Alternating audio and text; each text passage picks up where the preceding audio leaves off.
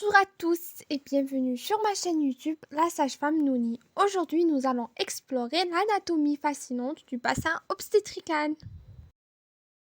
Le bassin obstétrical est comme le passage secret que les bébés empruntent lorsqu'ils naissent. Le bassin obstétrical, également appelé bassin pelvien, fait référence à la structure osseuse située à la base de la colonne vertébrale. Donc, c'est une ceinture osseuse située entre la colonne vertébrale et les membres inférieurs. Les obstétriciens utilisent diverses mesures et évaluations pour déterminer si le bassin est adapté à un accouchement vaginal en toute sécurité. En cas de préoccupation concernant la taille ou la forme du bassin, d'autres méthodes d'accouchement, telles que la césarienne, peuvent être envisagées. Le bassin est formé par la réunion de 4 os. En avant et latéralement, les 2 os iliaques. En arrière, le sacrum et le coccyx. L'os iliaque est composé de la fusion de 3 os, l'ilion, le pubis et l'ischion.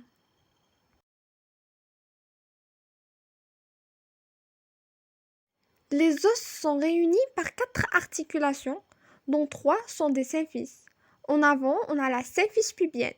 En arrière et latéralement, les symphyses sacro-iliaques, l'articulation sacro-iliaque. En arrière et en bas, l'articulation sacro-coccygienne.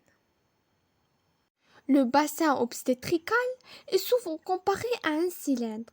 Il peut être décrit en 3 parties distinctes. Un grand orifice antéro-supérieur qui représente le détroit supérieur. Une partie médiane qu'on appelle l'excavation pelvienne ou le détroit moyen. Un orifice postéro-inférieur qui indique le détroit inférieur. Le détroit supérieur, c'est le plus large des 3 espaces et il se situe dans la partie antérieure et supérieure du bassin. Cette région offre un espace généreux pour le passage de la tête du fœtus lors de l'accouchement. Sa dimension est essentielle pour évaluer la faisabilité d'un accouchement vaginal et peut varier d'une femme à une autre. On peut aussi le définir comme le plan d'engagement de la présentation. Il a la forme de carte à jouer. Il forme avec l'horizontale un angle de 60 degrés. Son arc antérieur, il est régulier. Son arc postérieur, il est déformé par une saillie qui forme le promontoire. Les limites du détroit supérieur. D'avant en arrière, on trouve le bord supérieur de la symphyse pubienne, les crêtes pectineales, puis les éminences iliopectinées, puis les lignes arquées, ou aussi appelées les lignes énominées, et à la fin, on trouve le promontoire. Concernant les diamètres, les dimensions du bassin, on a les diamètres antéro-postérieurs. Ils sont au nombre de 2. On trouve le diamètre promonto-sus-pubien, promonto-sus-pubien, mesurant au minimum 11 cm. Ce n'est pas le diamètre utile, d'accord? Puis on a le diamètre promonto-rétro-pubien, promonto-rétro-pubien, aussi appelé PRP, comme vous le voyez sur l'image, ou diamètre antéro-postérieur utile. C'est le diamètre utile. Il doit mesurer au minimum 10,5 cm. Les diamètres transverses, on a 3. Le transverse maximum qui mesure 13,5. Le diamètre antérieur, il relie les 2 éminences iliopectinées au niveau de l'arc antérieur du bassin. Il mesure 12 cm. Le transverse médian, il est situé à mi-distance du PRP ou transverse utile. Il doit mesurer 12 cm au maximum. Donc ici, le diamètre utile, c'est le diamètre médian. Concernant les diamètres obliques, on a 2.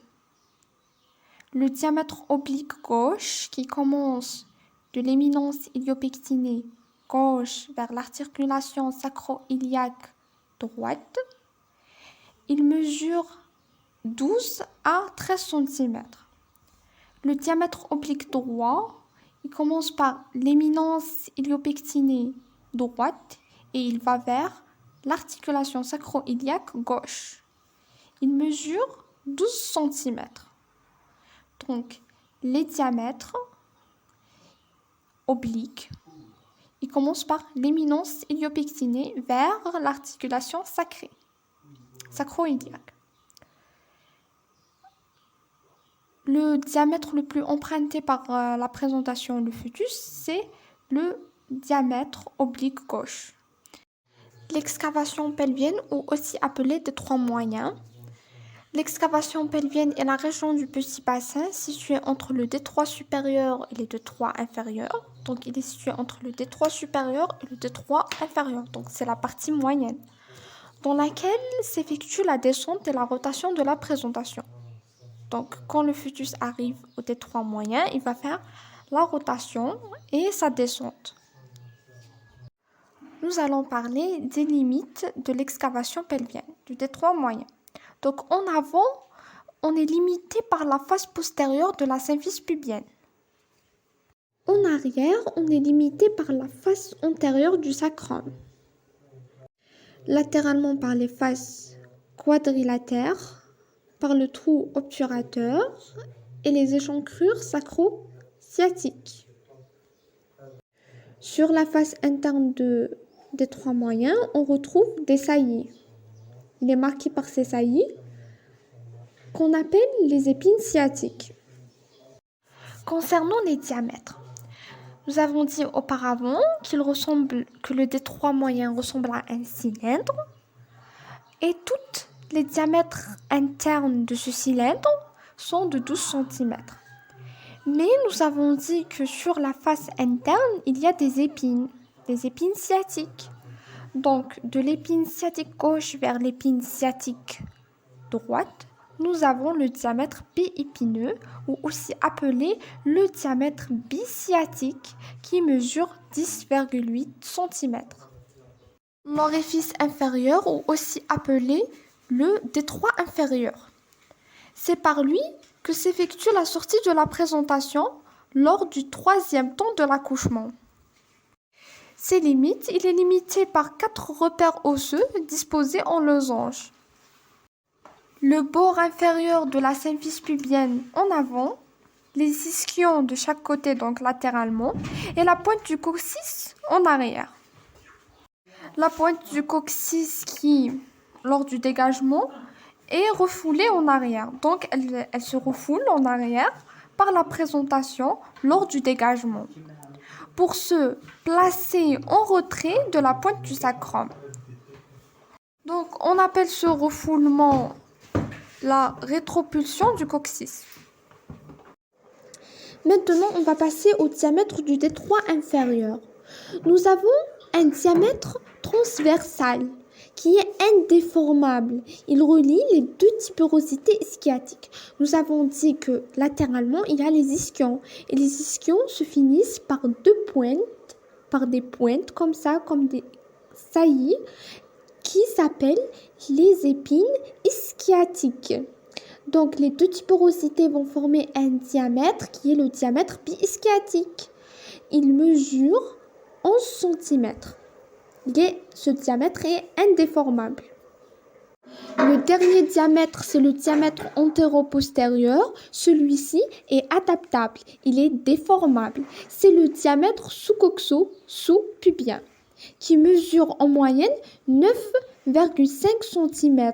Donc, il est insuffisant pour un accouchement. Mais il peut passer à 12 cm lors de la rétropulsion du coccyx. L'ogive pubienne, c'est un angle qui est formé par la symphyse pubienne et les branches ischio-pubiennes. Elle est entre 85 à 90 degrés.